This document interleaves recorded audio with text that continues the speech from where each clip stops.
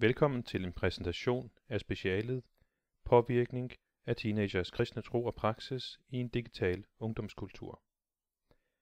Specialet er skrevet af sognepræsterne Brian Christensen og Johannes Fonsdal som afslutning på en kandidatuddannelse ved Aalborg Universitet i informationsarkitektur, persuasiv design i 2012.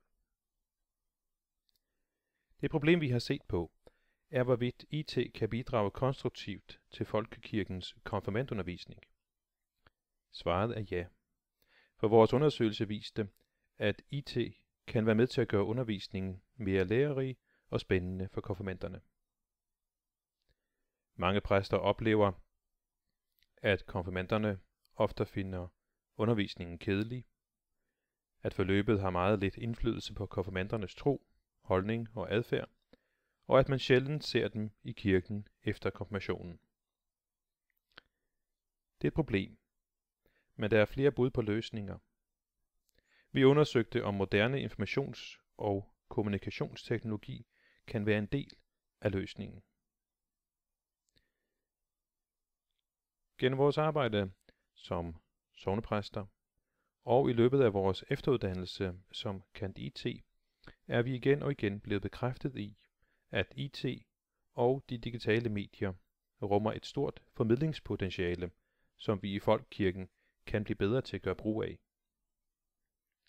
Og lad os lige afsløre, at vi blandt andet fandt ud af, at både præster og konfirmander har ret gode erfaringer med IT i konfirmandforløbet, at præster af begge køn og alle teologiske retninger er stort set lige tilfredse med IT, at konfirmanderne gerne vil, at deres mobiler bruges mere, og lad os vente med resten af resultaterne. Og i stedet se nærmere på, hvordan vi fandt frem til disse resultater. Først lige et overblik over hele projektet, inden vi dykker ned og ser på detaljerne. Enhver undervisning er en påvirkning. Denne påvirkning skal selvfølgelig ske i frihed, uden nogen form for tvang. Formålet med projektet er at gøre konfirmandernes møde med kirken og den kristne tro til en positiv erfaring, som bidrager konstruktivt til konfirmandernes religiøse dannelsesproces. Ordet informationsøkologi er en metafor, som udvider horisonten fra snævert fokus på teknologi til også at se på den sammenhæng, teknologien skal indgå i. Projektets faglige ramme og baggrund er overordnet set persuasive teknologier, altså hvordan man kan bruge teknologier til at overbevise og motivere. Dette bruger vi så inden for religiøs læring, og det krævede didaktiske og pædagogiske overvejelser. Processen og specialet var i 3 trin. Først skulle vi opnå en dybere forståelse af den kontekst, persuasionen eller overbevisningen skal finde sted i. Dernæst foretog vi en ret omfattende dataindsamling for at analysere brugs- og brugerkonteksten, og endeligt skitserede vi herudfra designet på en brugercentreret informationsøkologi. Det vil sige, at vi forsøgte at give et sammenhængende bud på, hvordan IT kan understøtte både læringen og samværet i konfirmandforløbet. I første trin nåede vi frem til en baggrundsforståelse for den aktuelle sammenhæng ved først at beskrive den religiøse kontekst, dernæst den teoretiske baggrund, som så blev kædet sammen med religiøs læring. Til sidst gav vi et view over de relevante teknologiske forhold. Det var meget vigtigt for os at inddrage brugerne i processen.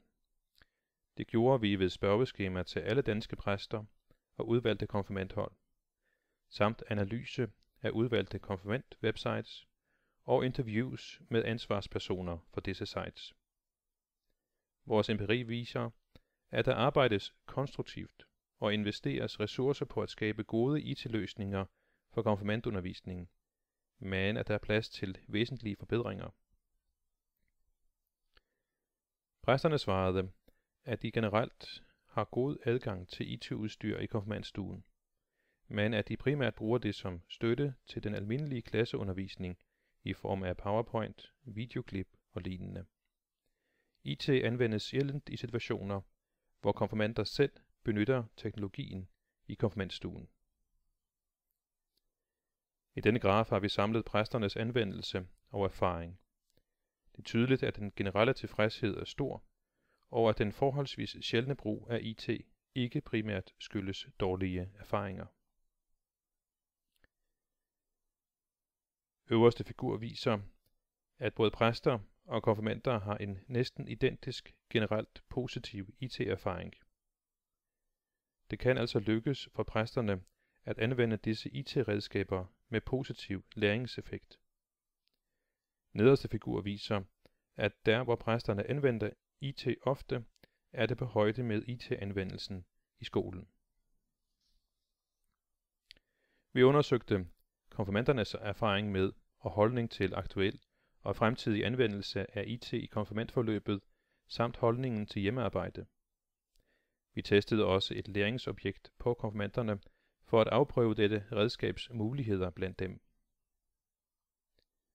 Det viste sig, at konfirmander har adgang til mere IT-udstyr, end præsterne forventer. Næsten alle konfirmander har adgang til computer hjemme, har egen mobiltelefon, hvoraf et flertal er smartphone. Næsten alle har også en Facebook-profil.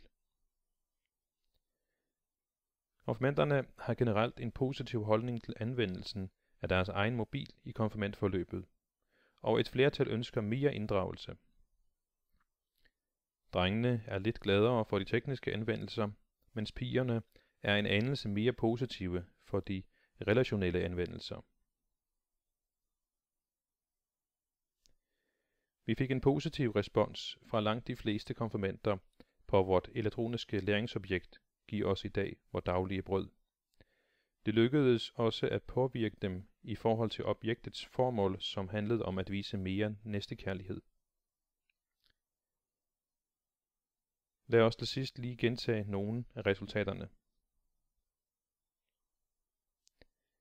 Der hvor IT anvendes i konfirmandstuen, har både præster og konfirmander ret positive erfaringer med det. Nogle af konfirmanderne synes også, at præsterne faktisk godt kan hamle op med skolens IT-anvendelse. Vores undersøgelse tyder på, at der blandt folkekirkens konfirmander er en ret markant interesse for, at deres egne mobiler bringes mere i spil. De forholdsvis få præster, der bruger mobilerne, har rigtig gode erfaringer med det, og efterhånden som de nye teknologier i forhold til smartphones og apps udvikles, så kan og bør de bruges til langt mere end den sms-kommunikation, som lige nu er præsters mest foretrukne brug af mobiltelefoner. Vores test er et elektronisk læringsobjekt, som skulle påvirke konfirmandernes holdning til næstekærlighed, viste, at der her kan opnås gode erfaringer med formidling af den kristne tro og livssyn med brug af persuasive teknikker og design i form af elektronisk læringsobjekt. På baggrund af vores opnåede kontekstforståelse og analyse vurderer vi, at et persuasivt og brugercentreret e-lærings- og mobillæringssystem for konfirmander og præster er realistisk, især hvis det integreres med de sociale netværk. Men vi må huske, at det personlige møde mellem præst og konfirmand er det væsentlige. Dette møde skal ikke erstattes, men kan understøttes af IT. IT skal heller ikke bruges for dets egen skyld, men kun hvis det giver større læringsudbytte. Nu har du fået en lille forsmag, men læs gerne videre i specialet, hvor vi skitserer en række muligheder for konstruktiv anvendelse af IT i et konfirmant læringsmiljø, hvor præsten ledsager de unge i deres religiøse dannelsesproces.